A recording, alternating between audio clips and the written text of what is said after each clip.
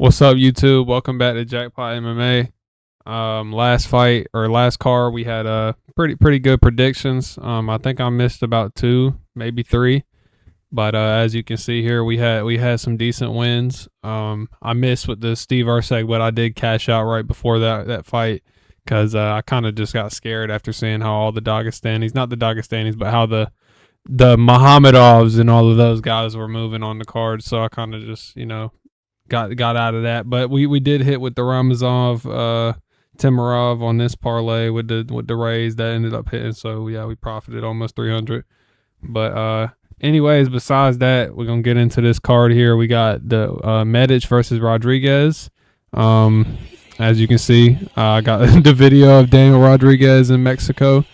If you do not know, he was locked up in prison by the cartel for drug trafficking. No, I'm just kidding. But he did have like some sort of drug charge, I guess, because he had weed along the border, but it wasn't even anything crazy.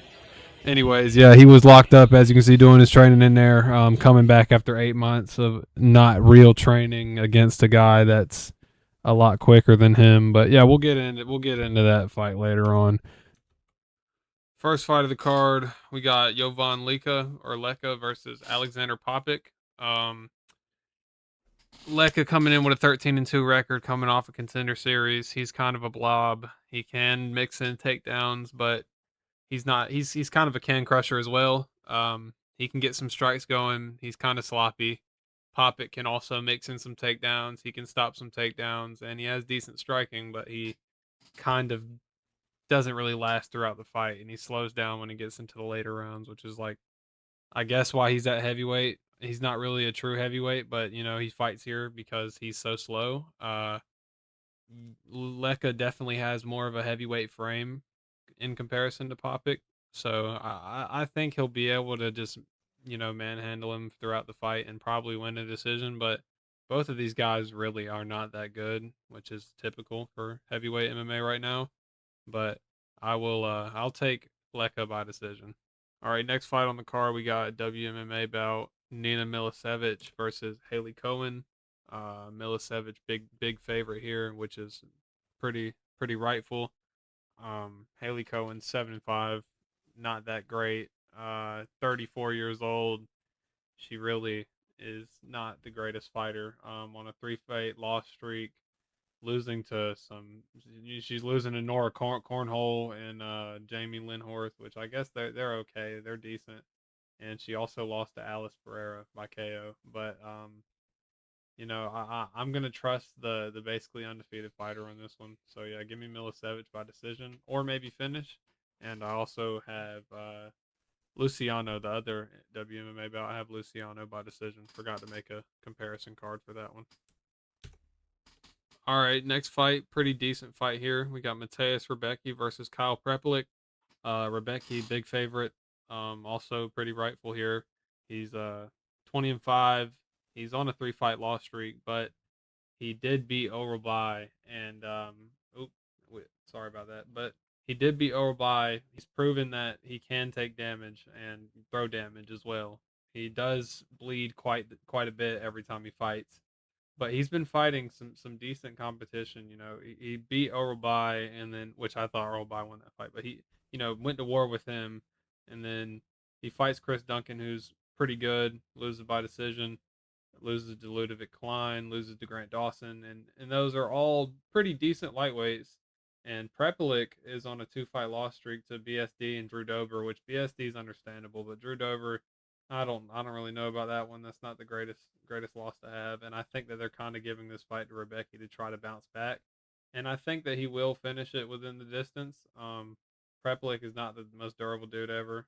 If he's getting knocked out by Drew Dober, I think that Rebecki can definitely land some good shots on him and probably get him out of there. So yeah, give me Rebecki by KO or TKO. Next fight, we got my guy Bogdan Grad taking on Dennis Bazukia. Bogdan Grad, Serbian, so he's in his hometown here. 15-4, obviously coming off of the loss that we saw against Luke Riley. But I think he's gonna come back here and get a win that he's supposed to get. Bazooka is not bad. He is not on the best past 5 fight streak. He's lost 4 of the past 5. Um, he got KO'd by Marcio Barbosa.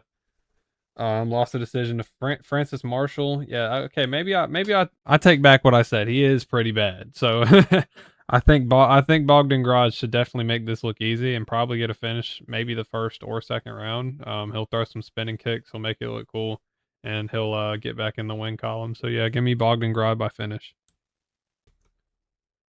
All right, next one we got to get on Tapology because I don't have a graphic made because it was short notice, but we got Nikolic stepping in on short notice against Mark Vologden. Mark Vologden's kind of a blockhead tank. He's a little tank. He's short, but he'll throw some big shots.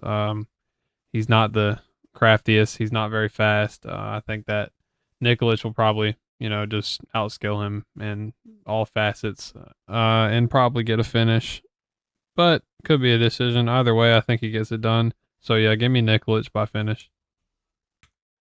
All right, next fight we got Oban Elliott versus Michael Oliveira. This one's kind of a no-brainer for me. Michael Oliveira 9-0, knockout artist. He's deadly, huge reach advantage here. He's a bit taller. Oban Elliott kind of just has a mouth and whatnot. He has a lot of confidence, which is great. But he's coming off of 2 losses, a decision against Suk Hyung Ko. Suk Hyung Ko's cool dude. Jonathan Makayev, he lost by sub to him. That's not the greatest. And then I think that Michael Oliveira definitely will get this done. Probably within the first round, in my opinion. I think he'll knock out Oban Elliott pretty quick and move to 10-0. So yeah, give me Michael Oliveira by knockout. All right, next fight, Ludovic Klein versus Tafik Masayev. This is a good fight here. Both have similar records. Both are decent, have fought decent competition. Masayev lost to Overby by submission, which isn't a bad loss. Beat Bahamondes.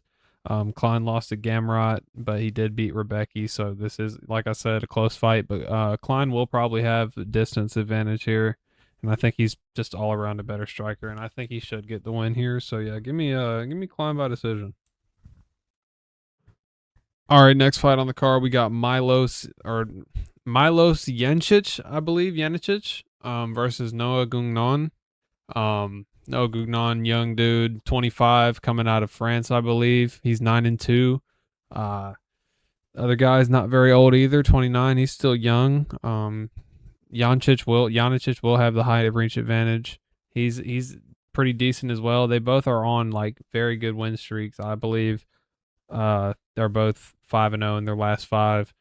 I know a lot of people are on Janicic here, but after watching tape for these two fighters, I just believe that Gugnon is overall better athletically and better at mixing it up, getting takedowns, staying on the feet if he wants to. He's a better striker in my opinion, and I think he'll be able to dictate what happens in the fight and probably get the win. So I'm gonna take Gugnon by. I'm going to take Gugnon by decision. All right, next fight on the card, we got Viastos Sipo versus Gilbert Urbina. We know Gilbert Urbina lost on Noche. He lost to my guy Brian Battle. He's not looking very good in the UFC.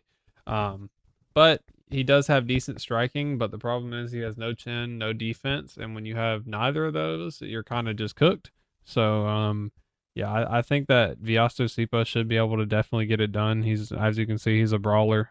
He's going to come out there and he's going to do what he knows to do, and that's just going to become straightforward and beat the shit out of Urbina. And obviously, Urbina has no defense, so he should be able to get it done. Give me Sipo by finish.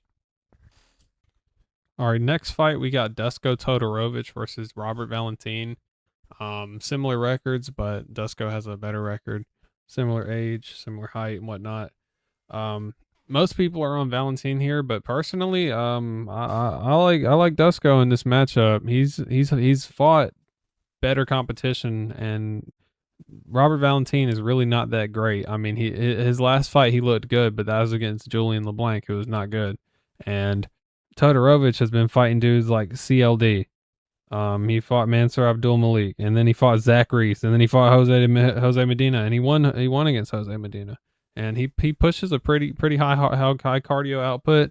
Decent grappling, and Valentin can't really defend the grappling either. And Todorovic throws some heavy hands as well, so I think he can get it done. I'm gonna take Dusko by either submission or knockout.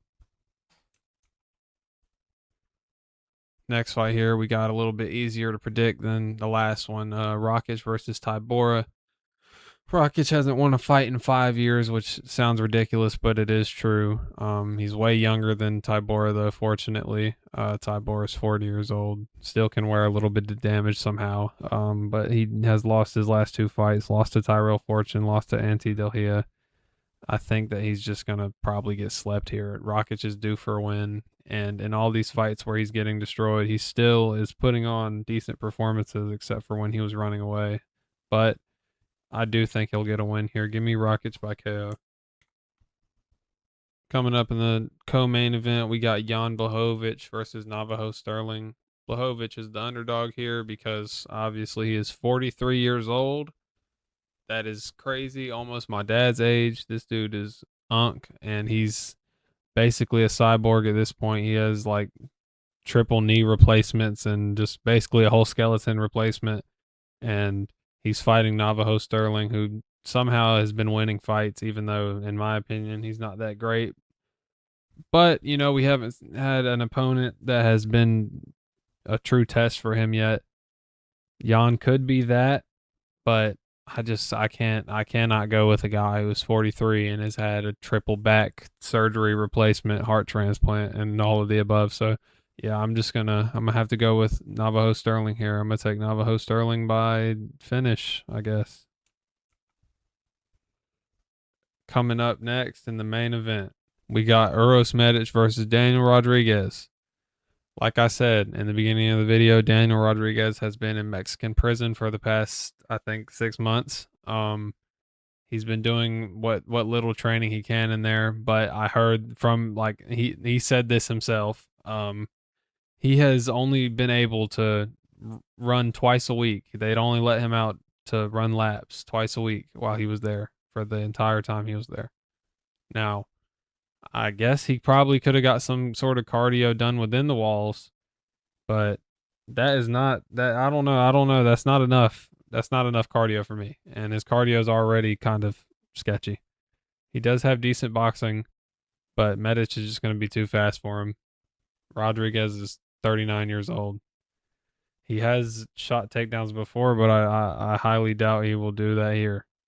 So yeah, give me Medic by KO. I think he gets it done pretty easily. Stay wise betting on this card. I would stay away from the heavy favorites up here, except for I think Medic is probably a good pick. If you want to parlay anything, I think you could start with Medic. Definitely take him. I think this is a safe pick. If you want underdog value, I think Dusko Todorovic is a decent pick because Valentin is just not very trustworthy. I think that Ludovic Klein's a decent pick as well.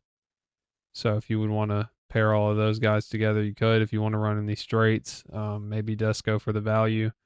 I'm probably going to run something like Rebecki, Bogdangrad, Ludovic Klein,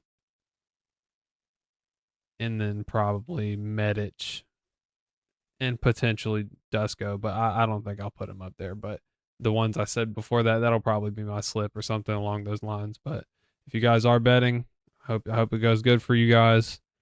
I appreciate you guys watching the video. I tried a little bit harder on this one, put in some effort and whatnot. Shout out to Kunith MMA for replying to my comment and telling me he also uses slideshows to make these videos. So yeah, that's pretty cool. All right, peace out, you guys. Appreciate it.